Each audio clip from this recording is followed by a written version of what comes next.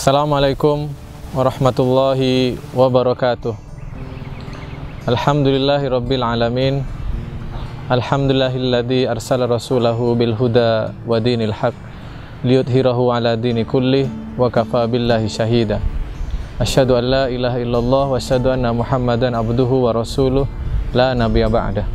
Allahumma shalli wa sallim ala sayyidina Muhammad wa ala alihi wa ashabihi wa man tabi'ahum bi ihsanin ila yaumiddin. Para pemirsa NHTV yang dirahmati oleh Allah, suatu ketika Khalifah Umar bin Khattab mengundang seorang temannya bernama Hafs. Dia diajak makan oleh sang khalifah, kemudian diajaklah duduk, tidak di atas meja, duduk di bawah, berlesehan. Khalifah menawarkan makanan yang dimilikinya kepada Hafs. Ketika makanan itu disodorkan kepada Hafs, kemudian sahabat khalifah ini melihatnya dengan wajah yang sedikit dia seperti tidak berkenan dengan makanan tersebut. Maka khalifah bertanya, "Ada apa denganmu, Hafs?" Kemudian Hafs itu menjawab, "Wahai khalifah, aku tidak berselera dengan makanan engkau ini. Mohon maaf, makanan di rumahku lebih enak daripada makanan yang kau tawarkan ini. Seandainya engkau, sebaiknya saran saya, engkau menambahkan menu makanan Anda, menambahkan selera makanan Anda sehingga lebih baik daripada ini, wahai khalifah." Kemudian Khalifah Umar bin Khattab tersenyum mendengar saran dari sahabatnya itu. Lalu Khalifah Umar berkata, "Wahai Hafs, sebenarnya aku sangat sanggup untuk memberi menu makanan atau makan dengan menu yang lebih baik daripada ini. Tapi tidak, Hafs. Ketahuilah oleh dirimu bahwa sesungguhnya aku ingin mencukupkan makananku dengan ini, karena aku tidak ingin menikmati semua kesenangan itu di dunia. Aku ingin menyisakan kesenangan, kenikmatan makanan itu di akhiratku kelak." Para sahabat sekalian yang dirahmati oleh Allah, dialog ucapan yang disampaikan oleh Umar sungguh membuat kita kagum. Khalifah setelah Abu Bakar ini memberikan contoh kepada kita bagaimana tentang kesederhanaan hidup, tentang bersikap zuhud terhadap dunia. Siapapun melihat sosok-sosok seperti Umar bin Khattab ini pasti hatinya senang, pasti hatinya bangga dan kagum terhadap perilaku seperti beliau. Memang demikianlah saudara sekalian, orang-orang yang menjalani hidup dengan sederhana, orang-orang yang menjalani hidup dengan dunia yang dia nikmati secukupnya, selalu mengundang perhatian, selalu mengundang kekaguman orang lain. Sahabat sekalian yang dirahmati oleh Allah, orang-orang yang dikaruniai oleh Allah nikmat, rezeki, kemudian dia sanggup menjalani hidup secara bersahaja dengan sederhana, pastilah kita senang melihat mereka. Sebaliknya, orang-orang yang diberikan kekurangan oleh Allah SWT, tapi dia sanggup menjaga wibawa dengan segala kesederhanaannya, kita juga senang terhadap mereka. Kalau hati ini senang terhadap orang-orang seperti itu, pastinya ini adalah pernyataan fitrah kita bahwa sesungguhnya hati kita sendiri merindukan kehidupan yang seperti itu, merindukan kehidupan yang tidak berlebihan, merindukan kehidupan yang tidak glamor. Kalaupun selama ini kita seperti menyenangi, menyukai hal-hal yang glamor, berlebihan, selalu memenuhi keinginan-keinginan kita, sebenarnya itu bukan kebutuhan hati kita, tapi itu adalah kebutuhan nafsu kita. Sahabatku yang dirahmati oleh Allah Subhanahu wa Ta'ala, maka kehidupan orang yang menjalani hidupnya dengan menyedikitkan keinginan, mencukupkan dengan rizki yang Allah berikan kepadanya, bukan hanya mengundang decak kagum, bukan hanya mengundang simpati dari orang lain, tapi bagi dirinya sendiri dia menemukan kebahagiaan yang hakiki, kebahagiaan yang sejati yang tidak dimiliki oleh orang lain. Mengapa demikian?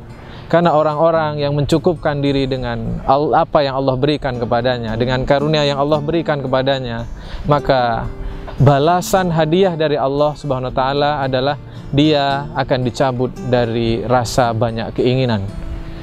Anda tahu sendiri, siksaan terbesar bagi manusia di dunia ini, kita tidak berbicara siksaan di akhirat, tapi siksaan terbesar bagi manusia di dunia ini bukan kemiskinan. Siksaan terbesar bagi manusia yang menimpa orang miskin maupun orang kaya adalah banyaknya keinginan.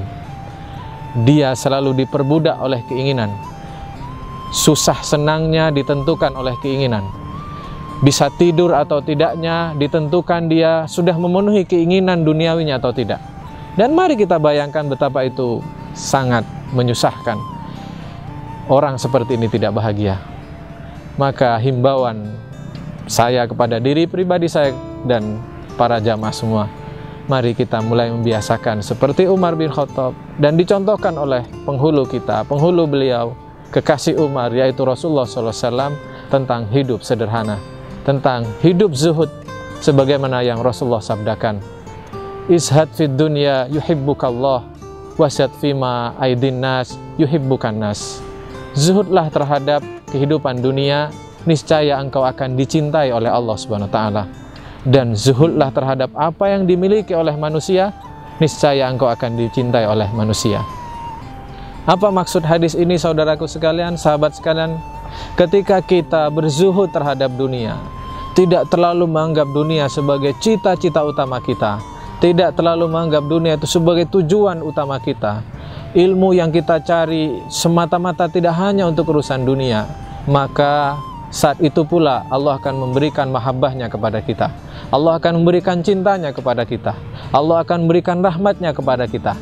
Dan ketika cinta dan rahmat itu diberikan kepada kita, maka bagi kami, bagi kita sesungguhnya cukup.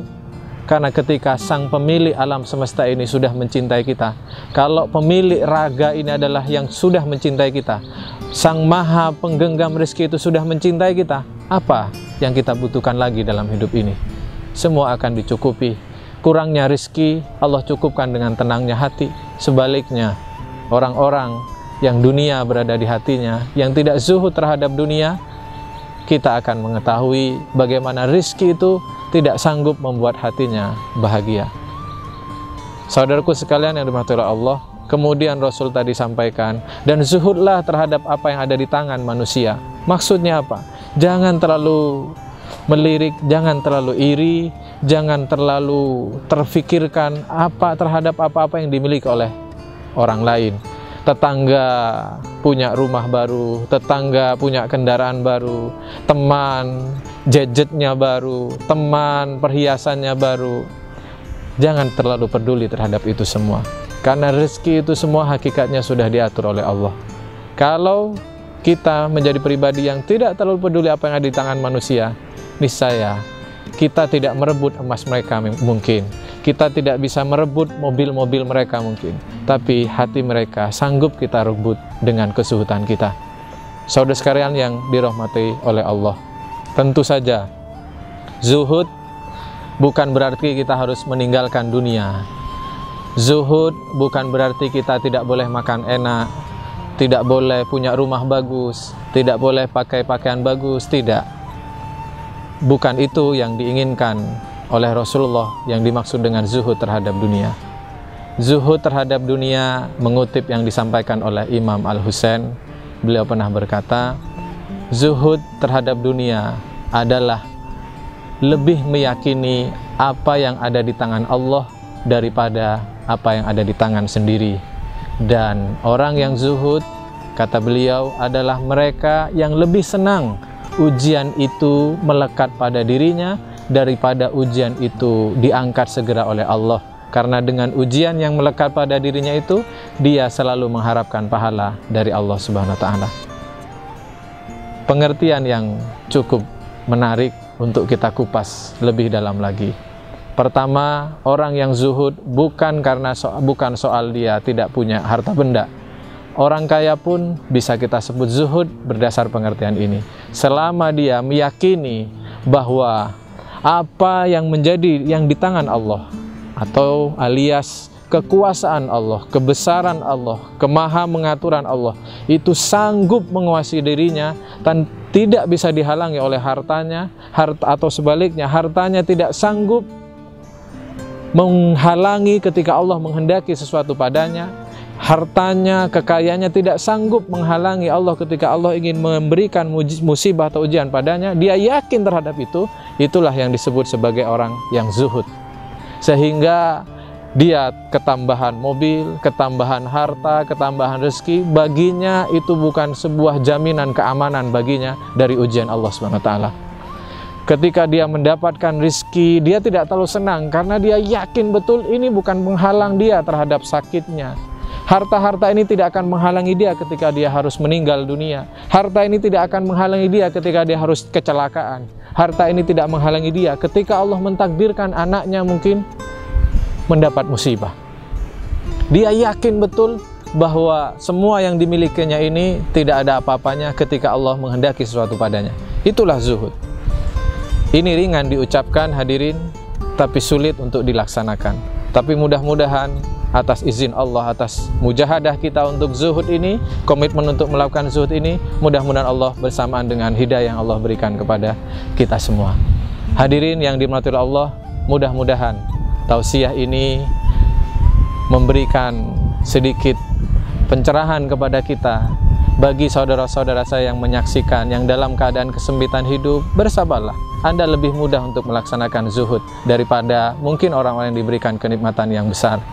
Dan kepada saudara-saudaraku yang diberikan kenikmatan yang lapang, mudah-mudahan kita sanggup tetap menata bahwa apa yang kita miliki semua itu lebih kita yakini bahwa itu semua adalah pemberian Allah SWT, dan kalau Allah berkehendak mencabut, tidak ada yang bisa menghalanginya.